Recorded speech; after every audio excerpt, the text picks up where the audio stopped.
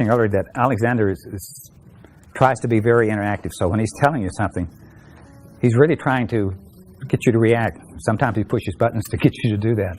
So don't be offended, please, because he really tries to push the envelope and then kind of pull you back into where he thinks you should be or what you need to hear and that type of thing.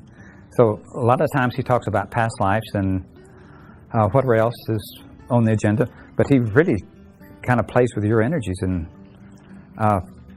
one of the things, I know this is going to sound strange, but there's about a half a dozen things going on all the time when Alexander is here. He's reading your energy and he's looking to see what you've got around you and within you and the colors. And my position is I'm kind of like sitting here listening just like you are. And he just goes on with his things. When I first got in touch with Alexander, I wanted to edit.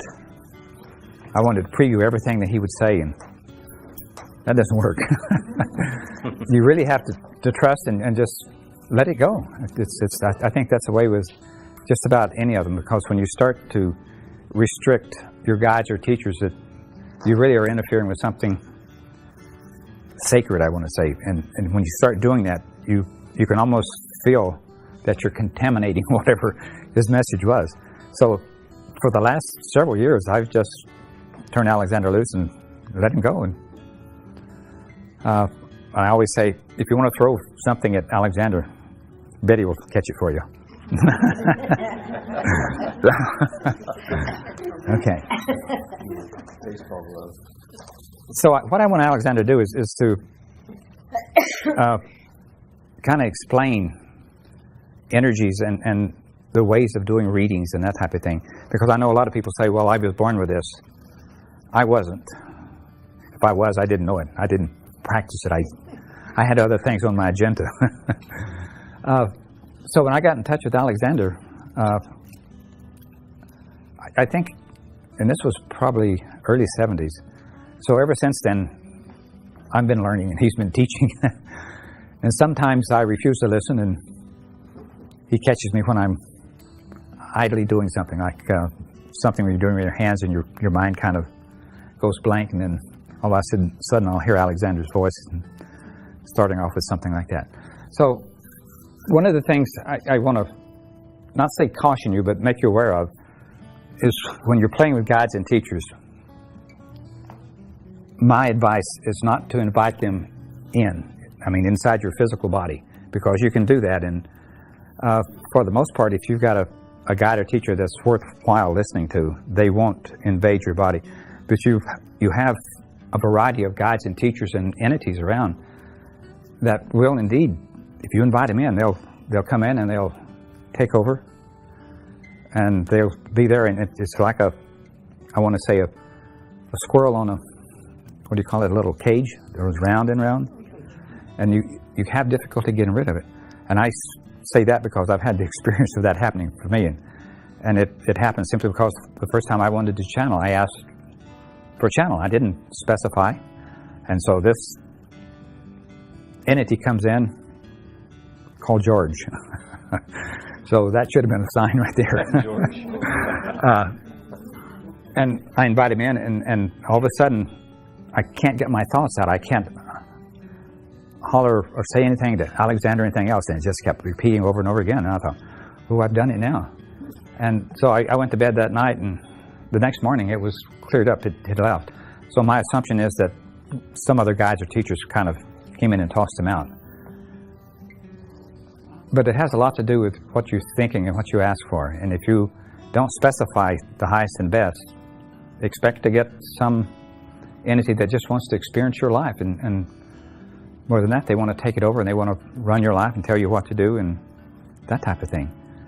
Now, I've never had the experience of being what they call exorcised. You know, where I think the Catholic Church does that when they go in and try to get rid of an entity within you or something like that.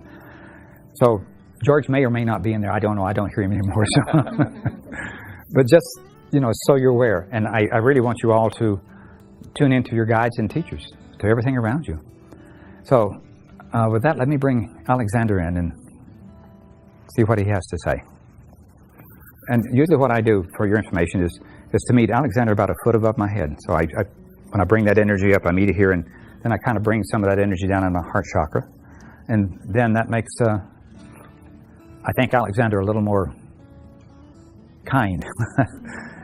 So if you have a guide or teacher that's a little bit rough around the edges, try bringing him to the heart chakra, then let him to speak for you. So here we go. Hold your hat.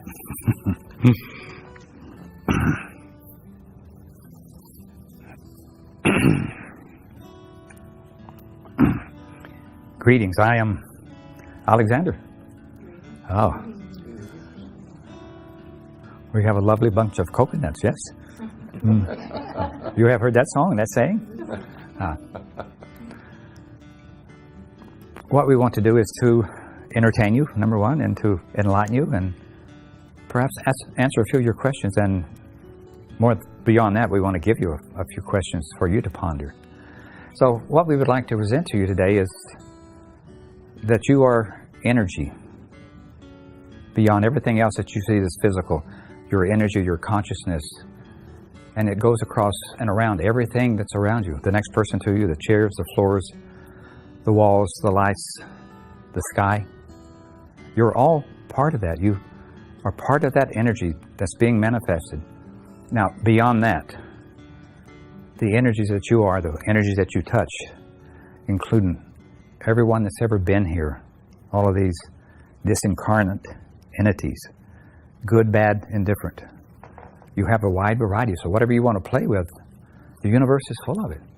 So if you have someone or some thought that's rather on the negative side, just think of it and watch yourself being entangled within that. But if you're after something spiritual, something that evolves you, then think along those lines and you'll find that manifests too. You are the director of all that energy around you. Now, having said that, recognize that there's not anyone or anything that you cannot touch, that you cannot communicate with you. To give you, for instance, have you ever felt what a tree is like? Other than just the bark and the green leaves or whatever else, palm fronds or any of that. Recognize when you go inside that you actually can feel the water being sucked up the tree, almost like a heartbeat. You can hear a beat going on, and that gives food, moisture to the trees, to the leaves, and goes through this whole process of developing more energy, more growth, more evolvement.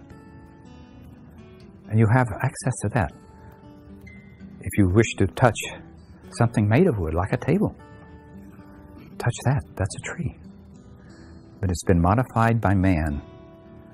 But it does still exist. It still has consciousness. Touch it. See if it doesn't talk about its earlier life before it was resurrected into this table. You'll find you're taken back to some tree.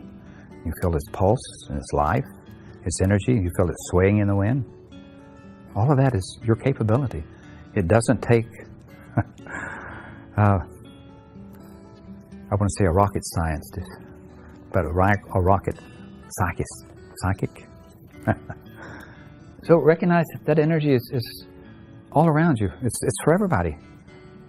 A lot of those that you will meet will claim to be psychic, and I do not dispute that.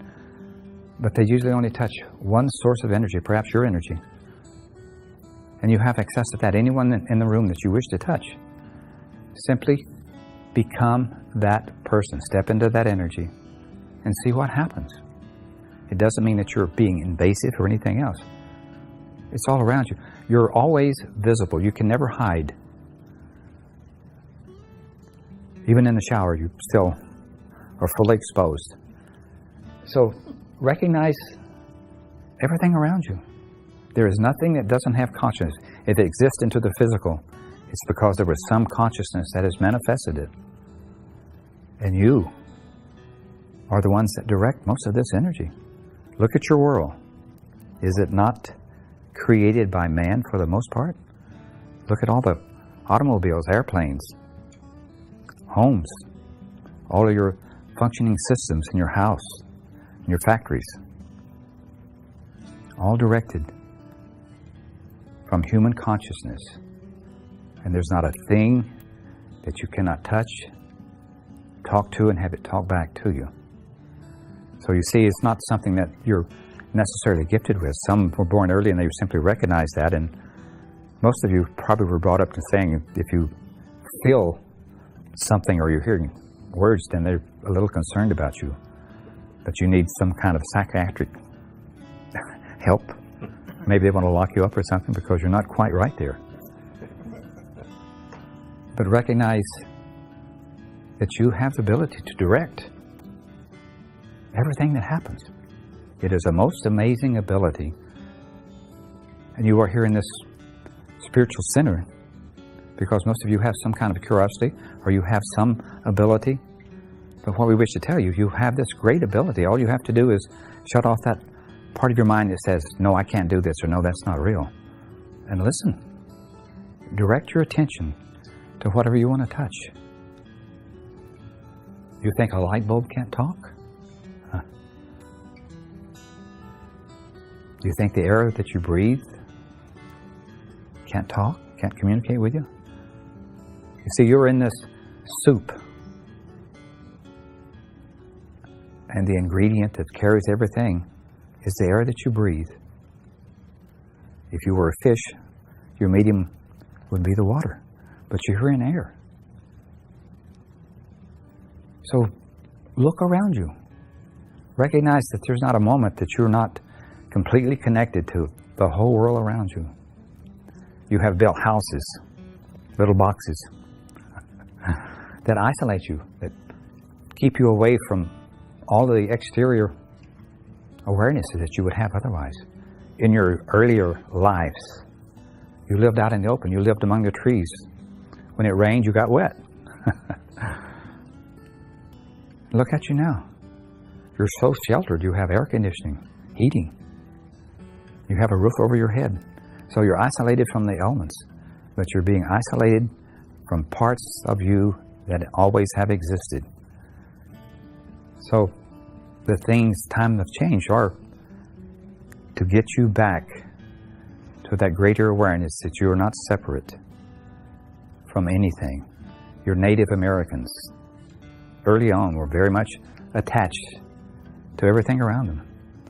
When they would go hunting, they would ask permission from that animal to take its life, to feed them.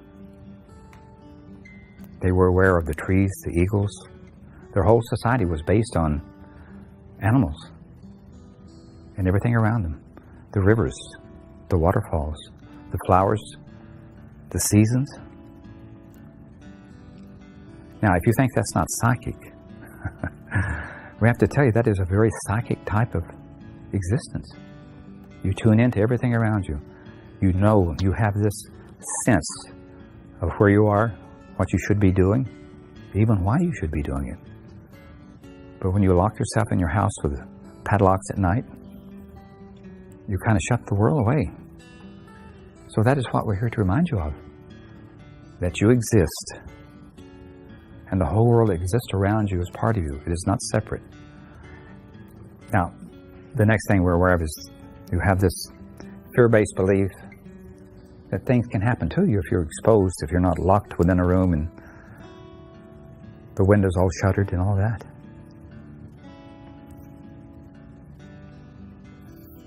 But notice, you create your world by your thoughts. If you believe that you're in danger, don't go around the corner. Because something is waiting for you, because something has been set up, because that's what you've asked for. Fear is a great creator. All those that get mugged in the parks and this type of thing, there is part of them that believe this is going to happen. Perhaps it's not consciously aware, but there's some sort of a fear in the background. Those emotions create your world around you. So if you're within this world and you're always looking for a happy day, a beautiful day, sun's out, or perhaps you like rain. If you enjoy that, then that's great too. But if you're out in your automobile and you're driving on the freeway or something and you see the rain falling, you think, oh my God, I'm going to have an accident. Whoa. then pull off the freeway. Wait till the rain stops, because you are headed for an accident. If that is what you truly believe, if that is what you're absolutely certain of, then that's what you're creating. Psychic? At least you're tuned in. So notice that everything that happens in your life, you are the director of it. Doesn't mean that you're in control. But it simply means that you have this ability to tune in and to recognize that. I'm not saying that you have an easy time to change your mind or change your attitude about something. But you can and you do. And the more that you're aware that you're the one that's in direction of this, the more those things change. And they change just as you ask. Now, the next question I hear, you're going to tell me, well, this is what I wanted to do. This is what I wanted to manifest. And I did this last year, and I did it this year, and I did it New Year's Eve, and it hasn't manifested. So what's happening? I mean, this manifesting is all bunk, is it not? We have to tell you. There's something within you that says this is not going to happen. If you truly believe that it is yours, you're already there. The rest of it is simply a physical manifestation of what you have asked for. So it comes naturally. And if you're having a difficult time, change your attitude. Try to change whatever it is that you perceive that it can't be done, or that you're not worthy, or whatever the reason is. Change it and say, this is mine. I am the director of my world. I'm the captain of my ship. And so it shall be. Easy enough? You see, and you're the ones that are curious about this. What about all the thousands and thousands of people that think this is woo-woo stuff, that it can't be done, that your thoughts don't influence that? But once you set your thoughts and you say, this is what I want in life, you're on your way. It doesn't require that you go back and change or modify it. Simply say, this is what I want, this is what I expect, and it happens. It doesn't mean you have to stay up 7/24 to create that. It happens because this is what you have thought. The universe, in case you haven't heard, always says yes to whatever it is you want. Your thoughts go out and bring the things that you wish, even the things that you don't wish. All the things that you're afraid of, all the things that you think you can't do, it agrees with you. So decide what you want and decide what you can do. And there's a saying, I think, leave it to God, leave it to the universe. But recognize that you are the director. Not God, not the devil, not any other entity can create it or will create it for you. You are the one that sets those wheels in motion. Nobody else. Just you alone. So whatever it is that you wish, believe that it is yours. Now, most people kind of get the horse before the cart. Or is it the other way around? Let's see. Are you listening? The other way around. Because you will try to say, this is what I want. I want this. And in that wanting, you get hung. Because it will not manifest, because you have created this energy that says, this is what I want. And the universe says, okay, we'll let you stay and want as long as you wish. But we won't give this that you're asking for, because that will take away that want. So when you want to manifest something, simply say, this is mine, I am that. And it is yours already. And the universe has agreed, says, okay, here's your candy bar, ice cream cone, whatever it is you wish. It is yours simply because you have decided, this is mine. If you wish to have abundance, you say, I am abundant. Not that I will win $1 million in the lottery, because you see that as a want.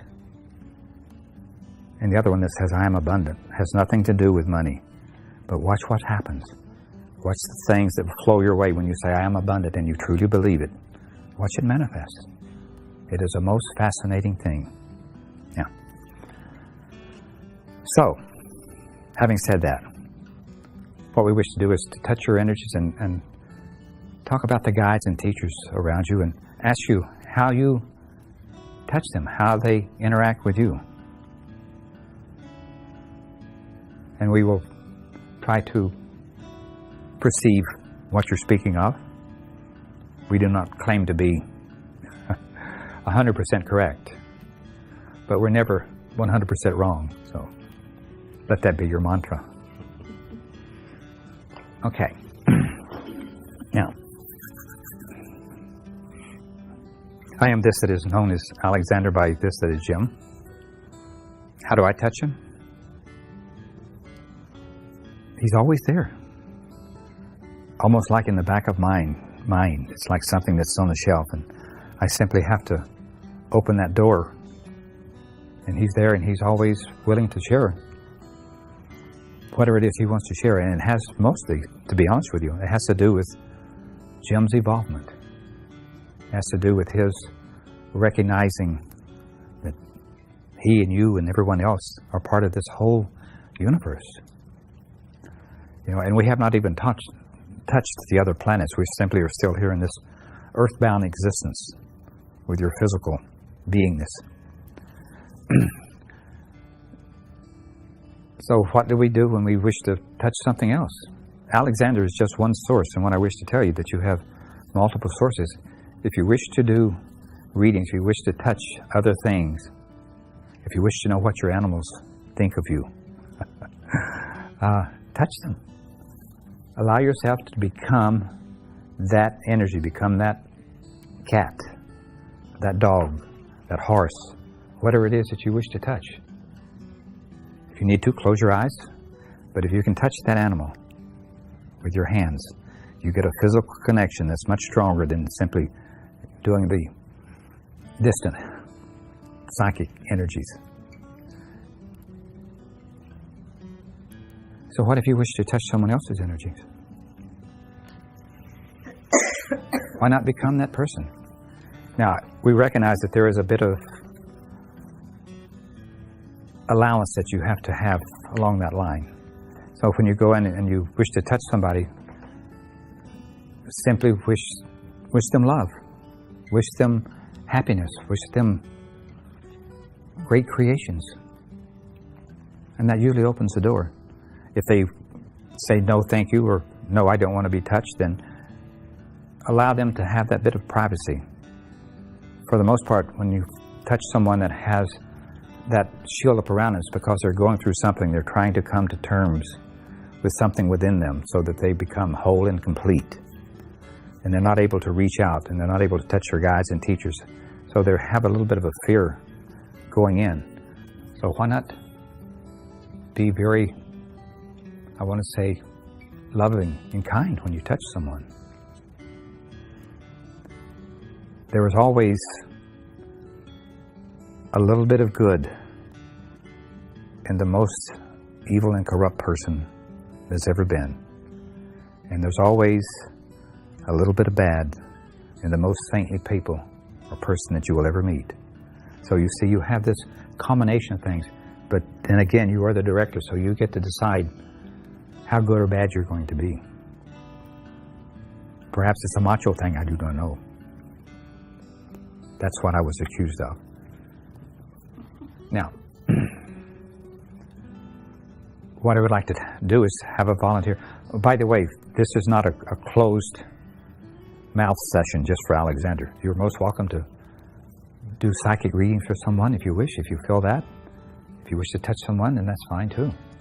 We simply would say that we are the backup, so when we get through playing, if you have not had a reading or something, or some sort of insight into your world or your life, the colors that are around you, then we may step in and help you with that. One of the first things that you will notice when you try to become, quote, psychic, is that you have this awareness that somebody else is doing this psychic thing, and they're very good talking about it. But it doesn't mean that somebody that can hardly mumble the words out of what they're saying isn't every bit as good. The very first time that you touch somebody psychically is every bit as powerful as any other time that you'll ever touch someone.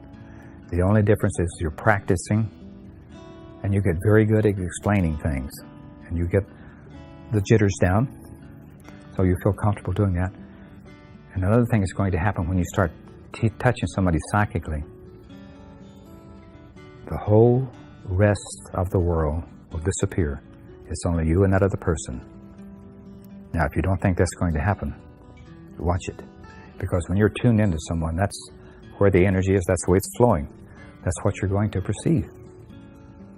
So, how are you doing? See, for the most part, you're brought up believing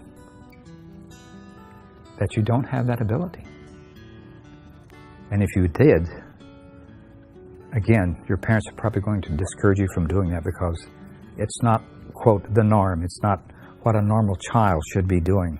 They should be out playing baseball or playing ball and jacks. Is that one of them? Depends on your gender. Or playing with dolls. Or taking clocks apart that can't be put back together. So, recognize that. Now, before we go any further, we would like to ask if you have questions about anything, everything, or nothing. Please. I don't know if this is a silly question, but when you're talking about manifesting and believing if you have it, there's been a question in my mind for a long time now. There's a Tibetan mantra for loved ones, and it goes, may you be at peace, may your heart remain open, may you awaken to life of your own true nature, may you be healed, and may you be a source of healing for other beings. I love the mantra, but my question is, when I'm saying may you, which I feel like I'm saying I want, so is it, are they receiving those blessings, or is it more of an I want when I'm saying may you? It's mostly set up to give a blessing to that. In effect, you're asking the universe to give that blessing to someone or something. So that is, and it's not a bad mantra at all. One of the things we have to tell you, though, a lot of your Eastern religions have this belief that you are here and you should deny yourself everything physical. You're born to be here and to give everything away and to live in poverty. Now, is that necessary? We think not. In effect, you are here to be the director, to create everything that you wish in life. To give that up is to give up your whole beingness, the whole ability. Anyone can be without. But if you wish to have things, if you wish to have the ability to create things, then why not possess that? There's nothing ungodly about that. There's nothing evil about having things. It is only how you get them and your perception of that that creates the difference in those. So if you say, I am this, you're not taking it away from someone else. The universe has great abundance and will bring it to you simply by that thought, that statement. Okay? Anyone else? Please. When you said parents don't think that it's like kosher, and you should be doing the playing with dolls and all that, I was thinking, well, that may be true also. It's like I'm in 4th grade, that's what I was doing, playing with my dolls and playing jacks and taking apart bicycles and putting them together and stuff. I did all that, and I skated, and I went to school, and I did all the other stuff. But there's something else going on too behind it. So it's like you can kind of look normal, but then again you're going, there's something funny going on, not normal. Yeah. But you just sort of after a while, you have to accept it. That if it is normal, it's just really subtle. Yes. Like push it away, like don't lose your what do you call it, your childlikeness and receptivity. You had, say, when you're that age, when you grow up and get big or whatever, don't lose that. Yeah. I promised myself I'd never lose that. So it's gotten better that way.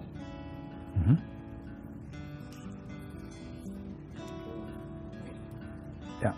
You see, when you're young and you have those I want to say thoughts that you kind of suppress, that you don't let them out, and it's almost like you have this secret friend, and you've been warned perhaps that that's not a good thing to have, and yet that friend keeps talking to you. And this is probably the best friend that you have, and it's a guide or teacher that you have with you from early on. So you still are aware of that. But others will simply say, I've got other things on my agenda. This is what I want to do. I want to be social. I want to go out and play. I want to have 100% of my time occupied with the things that I want to do in this physical life this time. Because the reality is that you come in with all of the baggage and all the things that you have ever been from past lives, and you're here to work on those, to evolve yourself. And you can't get past those things until you touch whatever it is that you have been hung up on, because most of your past lives will direct you into a lifetime where you have a chance to work those things out and to understand them and to bless them. So one of the things that you want to do when you were in this life is to say, this happened to me. This really happened for me. And to love it and to bless it and learn from it. Because all of your experiences are not going to be the most loving that you would wish for. They simply will seem to happen out of nowhere, and yet they happen on purpose. There are things that you have brought forth in this lifetime, and all of a sudden they're up on your agenda, so you have to decide whether I will resist that and I will say I had nothing to do with that, or I'm not going to change because of that, or you can simply say, I love that experience because I can see how it's going to grow and to evolve me, even if it makes me have, I want to say, inabilities physically in this life. Because a lot of those, we have to tell you, are exactly what you need to grow and to evolve. A lot of times you may get so involved with living life that this spiritual part of you, this other part that is connected from past lives forever back as far as you can remember, if you can remember, it will still keep happening. You, in effect, before you come in each lifetime, you have signed a verbal contract, a mental contract that says, okay, let this happen at this stage of my life. If there's something that needs to happen because you need to learn and grow from that, then let it happen. But you have to recognize those, that nothing happens against you. Everything happens for you. And all you have to do is to be able to see past that point and say, I manifested this. At least I had some hand in manifesting this. So whatever it is happening is a healing for past lives. And a strange thing happens then. It not only heals you in this lifetime, but it heals the whole past. Everything that you've ever had that had to do with this particular thing has been healed. And you look back and you say, I love that. And you put a smile on your face and say, hey, that was a hard lesson, but I achieved it. I graduated. I evolved. I recognize that I am an eternal being, that I exist forever, and these are simply steps on the ladder to get where I am. You see, a strange thing happens is you have already been evolved, but you're going through the steps because you want to know how. You want to know what happened to bring me up to this point. So that is how you grow and evolve. That's how past lives work. Now, if you've had a past life and you've gone through all of this stress and you have evolved and you have loved everything back and you leave this lifetime and you think, boy, finally, I'm off the wheel of karma. Will you come back? We have to tell you that you will. You're going to come back to prove to yourself that you have that ability to look and see life as perfect all around you. And you'll put yourself in the most undesirable circumstances. So some of the most evolved beings on your planet now are probably the ones that are having the roughest time. But notice their attitude if you talk to them. Notice what their insights are. This is nothing but a testing station or a proving station. And it's all set up by you. That's the strange thing. You think, the devil made me do this, or God's punishing me. It's you. You're the director. Everyone else, everything else is the audience. They're watching. All of your ancestors that gather around you watch what you go through, watch how you make your decisions, and they grow and learn from that too. They're not on the physical plane, but they're watching you. So you have a cheering section or a horror section, depending on how you manage your life, your world. And the whole of the world is in your hands.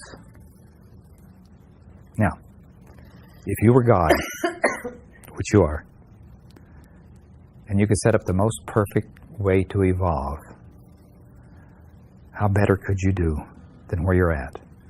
To have complete directions of anything and everything that you do. It is a most amazing thing. And we marvel at how well you do. Every night when you go to sleep, you have this little checklist that you do mentally. Perhaps not in your conscious awareness, but otherwise, and you say, I did pretty good on that one. Maybe I'll do a little better tomorrow. And the things keep being clicked off. So as you grow in age and you get into your, quote, golden years, the list gets a lot more check marks. It says, yeah, I've completed that. I love that. I love what I have created. I see everything is perfect, in perfect evolvement. Now, are you perfect? Will you ever be perfect? We hope not. The moment that you say, I'm perfect, you stop evolving. But the moment that you say, I'm in perfect evolvement, I love everything that's happening, so give me more. Let that be your mantra. And watch what happens. You'll be walking around with this halo over your head, and people will stare. And your animals, especially your cats, will look at you and look above your head and say, what's that? Now, so do you think you do not have halos? We have to tell you, each and every person that is on the human plane has a halo. It's not this way, it's rather this way. It's like an auric field around you. And that color has everything to do with your perspective, how you perceive life, how you are, how you feel, has your personality in it. And all the background colors that we see around you, all of these lightning flashes and all these colors and all these clouds are the things on your agenda, the things that you're going through. And if you have dark clouds, lots of lightning, a lot of thunder, and a little bit of fear, recognize that you're not quite accomplishing what you're here to do. Allow yourself to accept that this is part of your reality. Bring it on. And love that experience that you could not have gotten any other place than where you're at. So you're always in the right place at the right time. Everything is in perfect evolvement. So the next time you wake up on the wrong side of the bed or your hair is unruly, bless yourself. You see, it's a good thing. A lot of times you need reminders of how things are. If everything was perfect, you would stop evolving. You would stop challenging yourself. But let us see a little lightning flashing around you, a little thunder. And boy, that's a big incentive. It says, oh, I've got to do something to change that. I've got to clear my mind. I've got to find peace. And this one thing that your world teaches very little of is meditation. It's where you get to sit quietly and tune in to yourself. And if you do it long enough, you'll find there's just a space above that blissful stage that the whole universe talks to you. You wish to know something? Find this blissful place and then step into that and ask your question. Notice the answers will come. But those answers are for you. It does not work for the whole human race. You're all individuals. You're like puzzle pieces in this great picturesque scene. And only you can fit that spot. Only you can fill that space. So notice that there's no other person identical to you. You're not even the same person or entity that you were in a past life. Everything has changed. New challenges, new achievements, all of that. And you were the one that manifests all that. So you grow and you evolve. Every lifetime. Sometimes it's 2 steps forward, 1 step back. But it's always going higher. A little more knowledge, a little more awareness. And sometimes perhaps you think, well, I've wasted this whole lifetime. What have I achieved? There's a song, I believe, called Count Your Blessings, Count Them One by One. So if you have family, you have friends, those are blessings for you. Okay. Now, what we propose to do is to do a little psychic reading and just tell you some of the things that we see around you. It doesn't mean it is complete. We don't have time to play forever here, but we can start with a few. And if you have someone that you wish to play with, then most certainly you're welcome to jump in. 2 psychics are always better than 1, you see. 3 is even better. So, okay. So let me start off with one, and if you wish to do a reading for this person, then you're most welcome, but simply ask for permission to do that.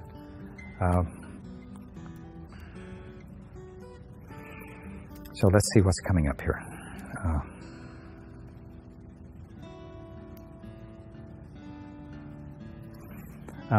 Tom, may I come to you? Okay. Now, what I want to tell you is, I see a train behind you. It is moving very fast, and it doesn't feel comfortable. It feels like the whole world is moving way too fast.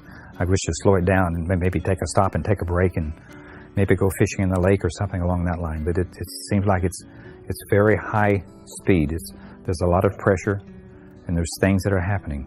Now, when you were on the stool, I could also feel that it's not just the hand that's hurt. You also have ribs, and you have some back injury and some arm injury here also that need to be healing. So it takes time. But when I look at what I'm seeing with the fast train, you're trying to slow yourself down. This is perhaps why you stumble and fall, simply to slow yourself down, to say, hey, put the brakes on just a while. It's just, everything seems to be out of control. Now, questions or comments? I can see what you're saying. Sometimes get ahead of myself.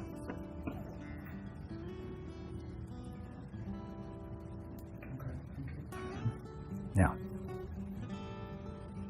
we see colors around you also. There's a lot of red, and that red is about manifesting things. It's a lot about doing things, and that is still there very much in, I want to say, the wallpaper that's behind you.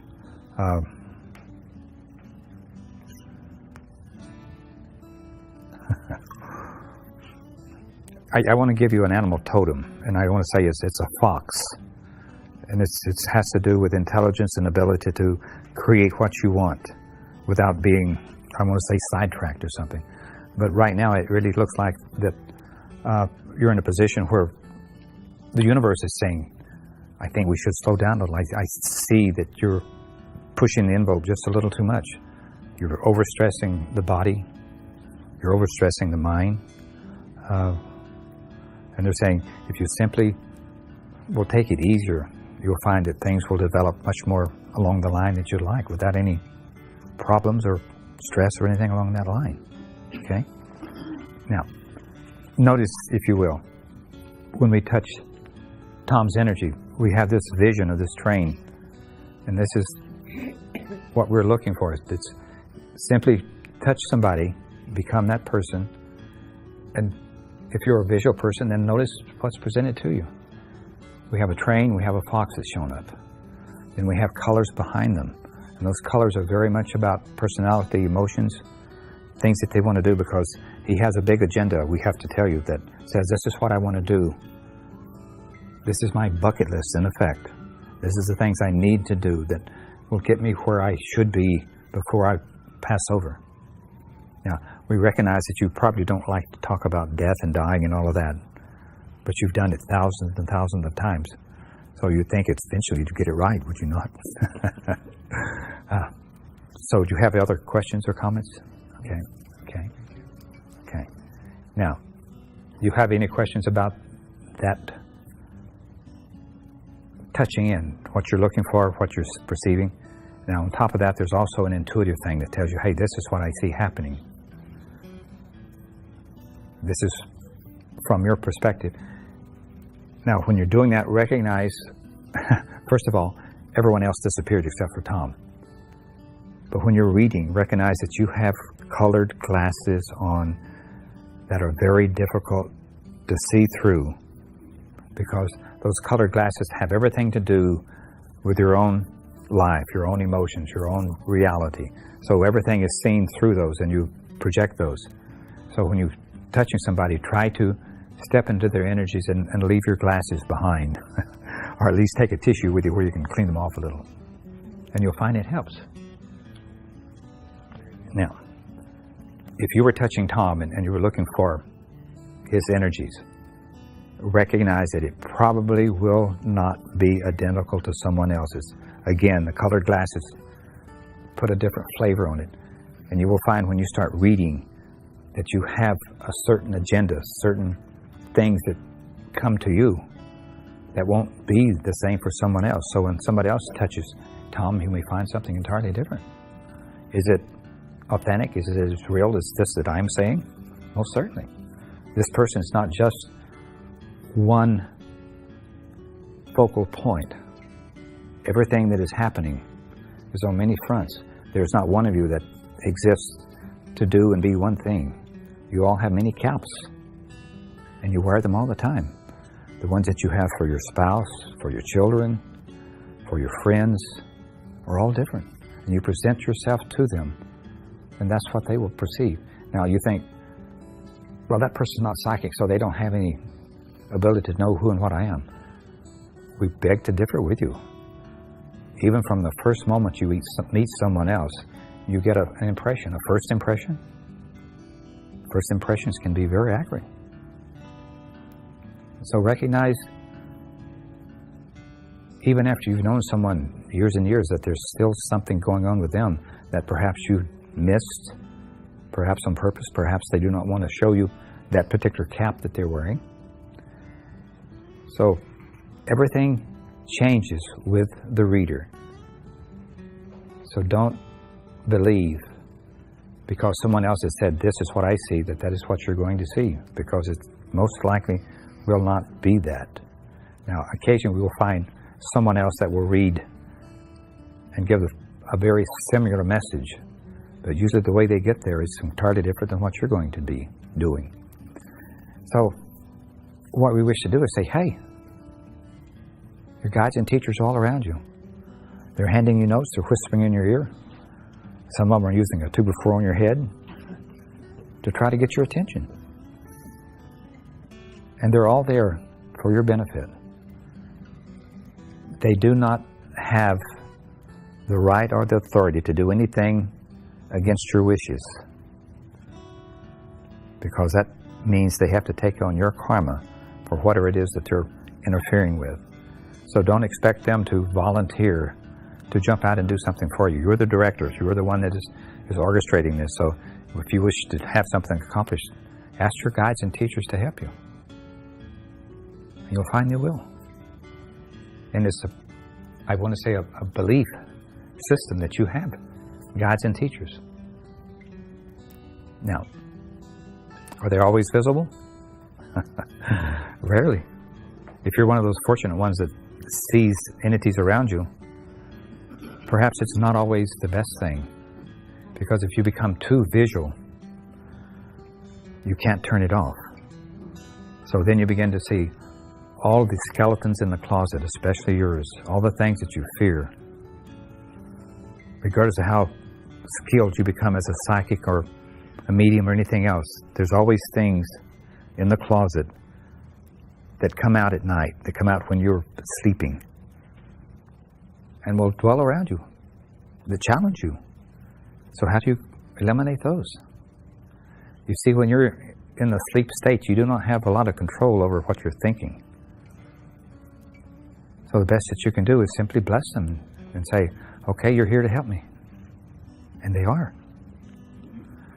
And what they're trying to show you over and over again is exactly the things that would help evolve, help you grow. But you have to accept what they're showing you. Okay? Now, anyone else wish to play? Would you like to do a reading for someone? Touch someone else? Feel what it is like? Most of you are psychic in here. We know that already, but you are very... I do not wish to use the word intimidated, but that's the way it feels. It feels almost like that you think, Alexander can do this, but I can't. But you have every bit as ability as any entity on the other side. Any guide, any teacher. Almost all of your guides and teachers will have some connection with you from some past life. They've ever perhaps been a friend or a lover or a child or a mother or a father, and they come back to help you. Now, we have to tell you that you're in a very special time. This year, 2015, see, you're already into it. The middle of that year was the tipping point. Everything is changing from that point on. So the energy is rather downhill. Your abilities to tune in and to do readings and to sense and to know things is greatly improved. So all you have to do is, we would say, get in a meditative state. Now, if you think meditation requires that you sit quietly in a corner or in a chair, close your eyes. It isn't.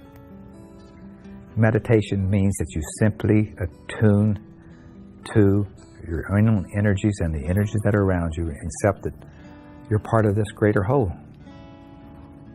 And you're there. Now, in addition to that, you'll find that things become very peaceful. And every day you're presented with a present. Every day. In the form of something new to grow and to learn from and to evolve. Now, if we may touch this one, that is Larry. When we touch your energy, we have to tell you that we see you standing on the top of the mountain. But at the same time, we see all the wounds and all the scrapes and bruises getting there. But you're up there at the very top. And you say it's been a struggle to get this far. But there's a great expectation, and that's what we see around you.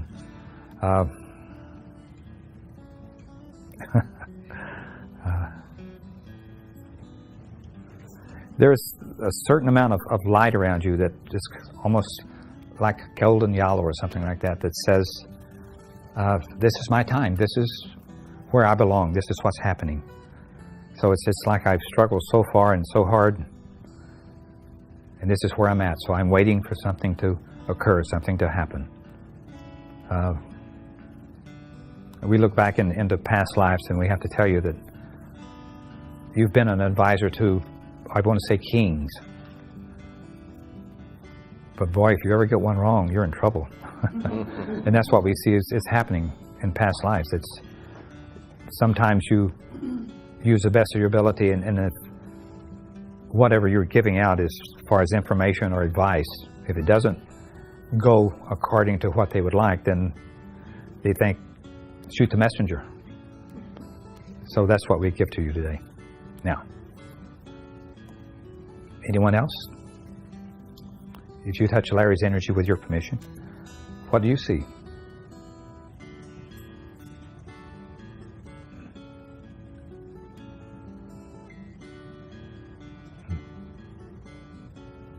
Anyone?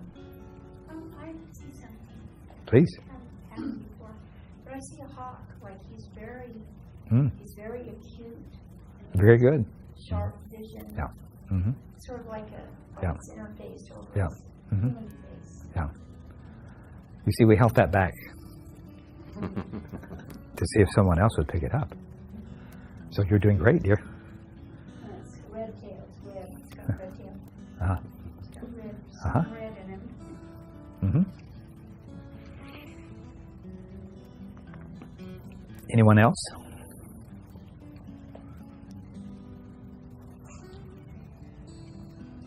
It's almost as if we're talking to the choir.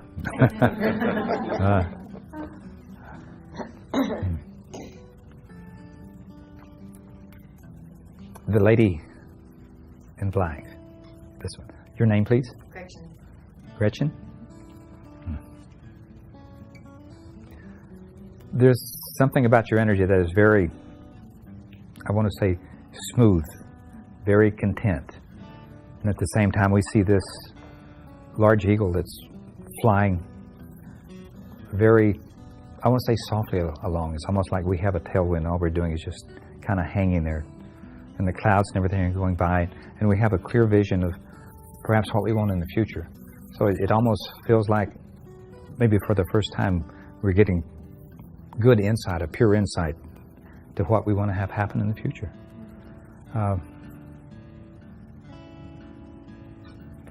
But mostly I want to say it feels like you've gotten into this realm of energy that's very peaceful, very calm, and very satisfying. So it's like I can really sleep good at night, and I feel pleased with myself. And it has nothing to do with anyone or anything outside. And it's almost like an aha moment that says, hey, this is the real me. This is who and what I am. And I'm doing exactly what I want to, when I want to, and that type of thing. Yes. Very much so. So I want to say it's a very special time. And this eagle really feels very content. It's not like it's looking for anything. It simply is, I want to say, gliding on the wind and pure contentment. Thank you, yes. I'm trying to be. Okay. Well, you're being. Now,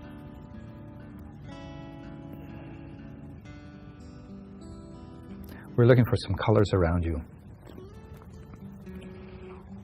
And there's a little bit of pink there, but it almost feels like this is self-love. This is a new awareness of myself. But there's also some blue and some purples in there, and it really feels very spiritual, I want to say. When I touch your energy, I get the sense that you're saying, I don't feel very spiritual, but I have to tell you, it is there. It's there. The blue is there, and the purples are there, and the blue represents past experiences, and that energy is very strong. So you have all sorts of energies that are compatible, that are going on. If at any time in your life you wanted everything to be right, this is the time that is that potential to be there and to have that sense. Questions or comments? I feel like when I was a child, maybe I had that sense, and I blocked it, and I feel that I might be opening back up again. Yeah. A lot of times you have to go through teenage years and young adult years, and at some point you kind of look back and say, is this all there is? Is this my total reality? And then you start bringing those other things in, and you begin to see the values of certain things that at one time in your young years you would simply toss aside and say, I don't need that. I'll live forever. And at some point you find it. Maybe you aren't designed to last forever in this particular time and space. It doesn't mean that you will not do that in the future.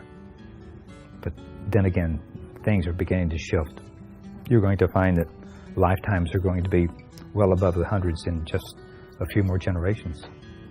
So then you will be in those also. So. And it won't be just that you live longer, but it's that you will be healthier longer, that you will still be active.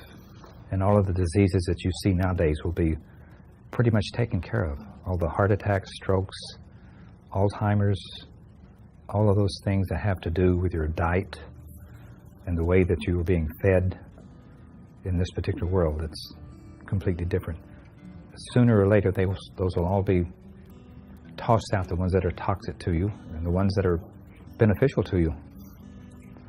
And it won't be in the form of a pill, we have to tell you either. You'll find food that is grown into the ground with the best nutritional values and that type of thing. And we have to tell you that's what we see in the next lifetime. You seem to be very much into nutrition and that type of thing. So you're going to be a health advocate, we would say, in the future. And the way to get there is to start in this lifetime. So do you have interest in doing things such as that? Well, I feel that.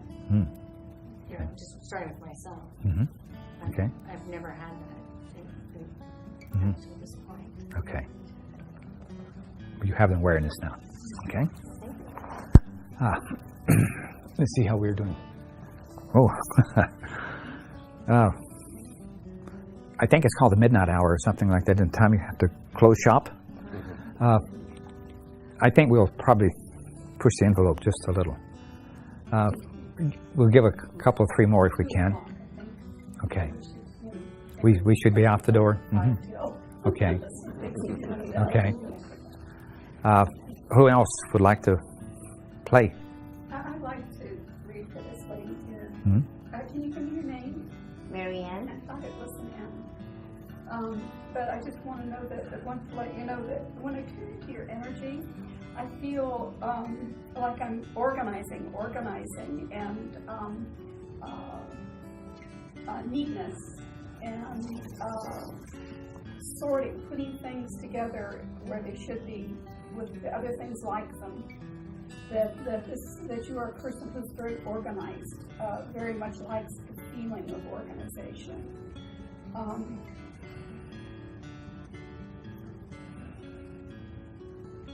I'm thinking that this is going on right now, not something that's for the future, though. That you are very orderly, that you work at coordinating things and being orderly in your life. I would be willing to say that you probably know where every single thing in your kitchen is, and it has a place and it's where it's supposed to be. Am I wrong? But this is what I'm feeling like. This is what your personality is. That there is this need to be orderly. Doesn't always express itself in people, but when they have that need, and I have a need to be orderly, but you wouldn't believe it if you saw my house. but there is that need in your personality for orderliness, orderly thinking, orderly living, planning, and things like that. The thing I would like to say about that is that, like I said, if you wouldn't believe I was orderly if you saw my house, I have a very orderly way of thinking. But at the same time, sometimes we need to have fun. And we need to allow ourselves to have fun and not be afraid to have fun, or to even spend a little bit of money doing the fun. Now, I'm not saying go on a $10,000 cruise, but what I'm saying is don't be afraid to take that little bit of money and put it into something that is fun for you. Yeah, we're planning because Because next that year we're feeds going your to the soul. Philippines. That feeds your soul too, having fun. We're gonna spend a lot because I'm saving for like traveling to the Philippines, and then I send the money for tuition for my niece. That's why I asked him help me because so that can finish for college next year. Yeah, and I got goosebumps all over on that one. Yeah, that's the orderliness. You're That's the always, orderliness. I always thinking. Sometimes I hold by myself. Like I don't have that. I can support. So I asked Jim to help because he have a little work. So That's good. almost finished. But have the fun. Yeah, that's a Have the fun. Yeah, good idea. It makes your being be joyful. yeah. And you're a joyful person, but it makes it be even more joyful. It More really than does. I like that. It really does. I like to go and Paui I do something so that I'm happy Yeah. to do something. You deserve it as much as anybody else. To have happiness and fun in your life. Yeah, But I just have fun for You know, the joy of everything doing work. something that's fun. Thank You know you. what they say about all work? Oh Lord. All work Oh, and no no play play. makes Jack a dull boy. Yeah. But we're saving so that we can buy the ticket because very expensive to go. Far away, how many hours? 20 hours Mm. to go to my province. Well, I'd like to bless you with that trip and Thank you. ask God's blessings on you and your health and all those things that make the trips possible. And that you take that joy with you and share it with your relations when you're on that trip. You know, be the party Mhm. for them. I'm not alone to flying with Jim. So that he can see what is the Philippines, you know, Yes, my country. Yep. very good. Thank you for so much for letting me. Thank you.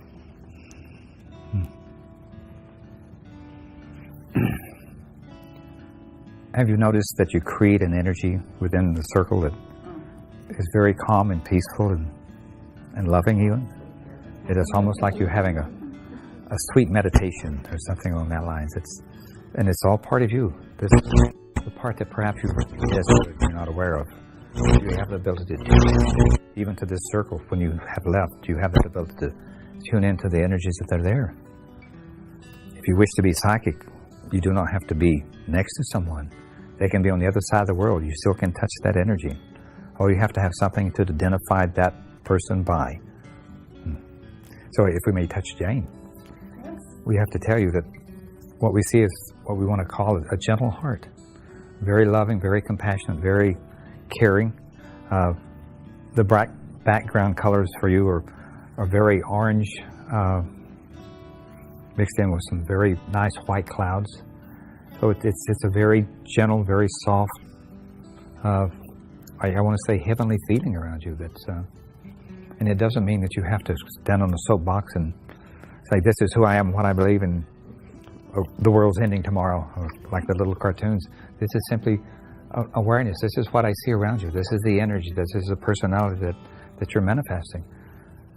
And when you do that, when you are kind and gentle and happy, and you touch someone else, it's very easy. But if you have some kind of conflict going on inside yourself and you're touching someone else, notice that those readings will have that color too.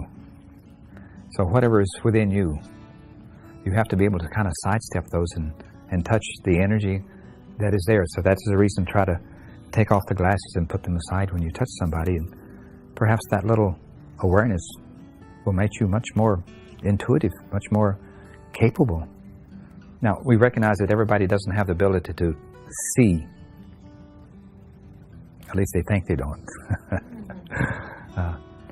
And perhaps when you touch somebody's energy, there's some sort of voice going on, and you think, that's my creation. But there's a difference between talking and listening when you're touching in with your guides or something. If you're talking, you're aware of it. If you're listening, you're just simply sitting there and saying, okay, I'm ready. And perhaps you'll sit there for seeming like an awfully long time, but eventually you'll find something coming through. And the more you do that, the more you practice, the better you are at listening psychically to whatever the energies are there. When I look at someone and I say, show me the picture, most of the time it's like instant. And it's like a moving picture or something. It's like I'm going to the movies. So a lot of times I say that you're a very good movie. You're the star of the show. Nobody else could do your job better. You see, you have that reality. This is really your show.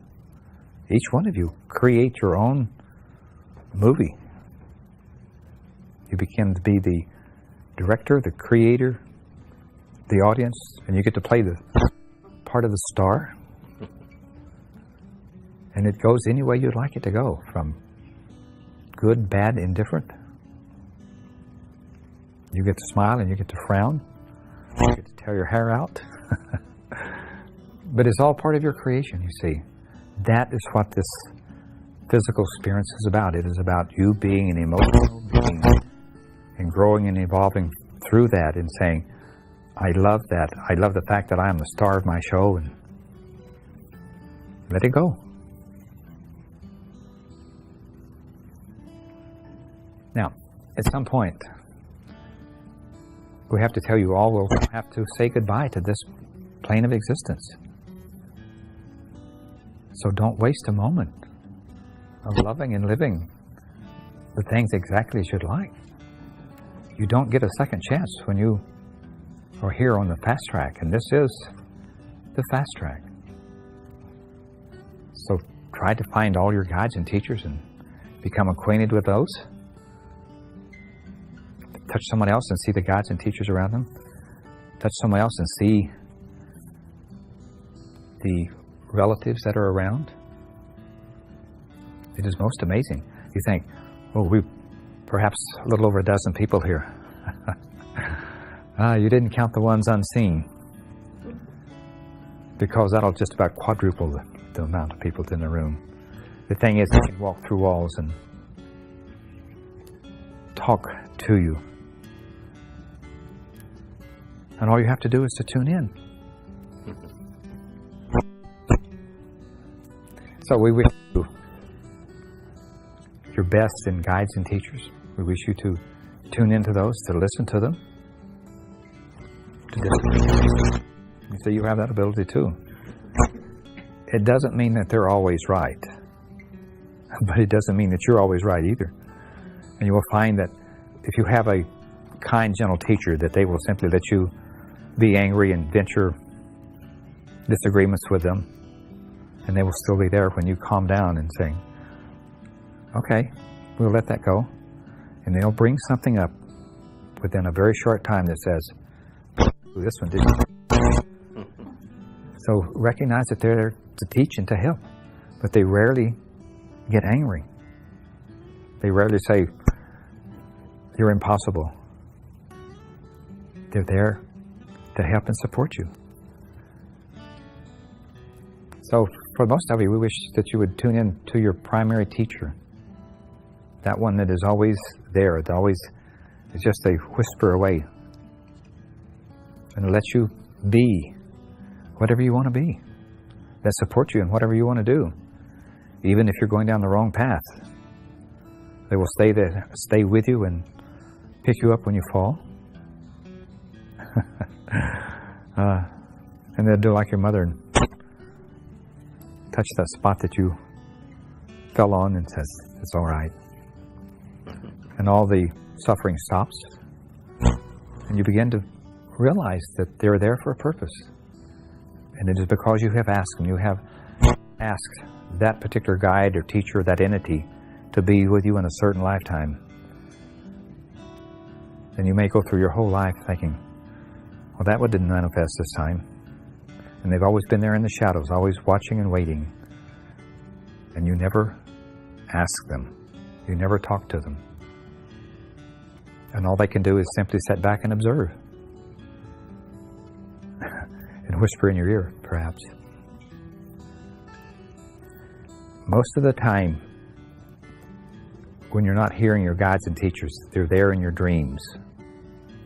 The moments that you are what you would call unconscious, they're there talking to you. And if it's something really important, you will remember it. And if it's not, you will simply discard it because you think perhaps it's not for you. And yet it was. So, you think you are busy now? Wait till you turn into your guides and teachers and they're talking to you every moment that your mind goes blank.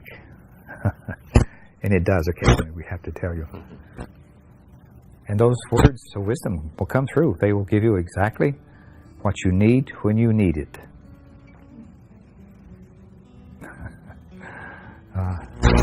So that is what we wish for you. So have this guide and teacher around you that is always supportive, that will tell you that you're on the right track, or they will perhaps whisper that, maybe we should go this way.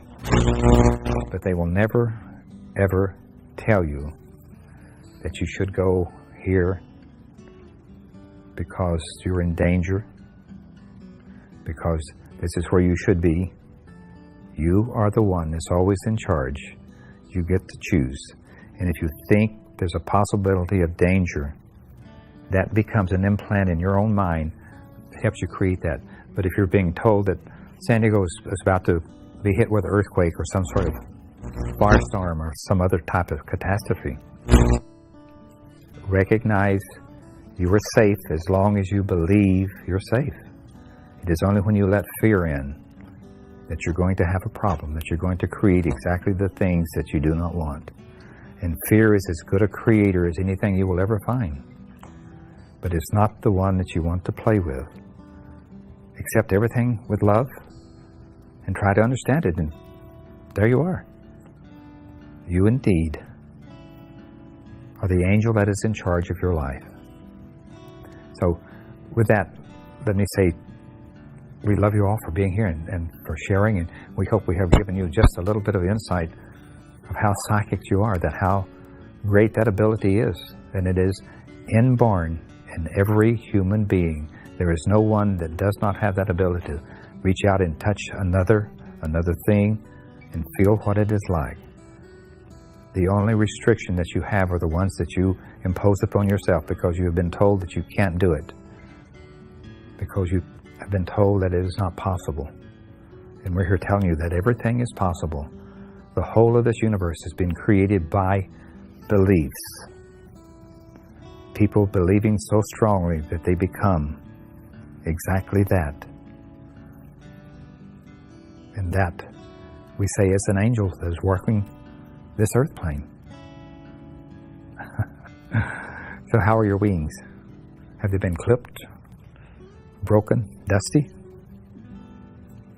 Do they still flutter, and do they still shine? You see, once you get in touch with yourself and your guides, you will begin to take off the cape and the wings will flutter. And you'll love yourself and love this existence and love everything that's happening. And you will perceive that all the bad and evil things that are happening around the world are happening for a purpose. They're there for somebody else's experience, because that's what they need to grow and to evolve. So all the terrorists, all the war activity, all of that's going on, it's supposed to, because some other godly creating entity, just as you, has decided, I need this to grow and to evolve and to understand how the world is. So you see, perfect evolvement. Valentine's.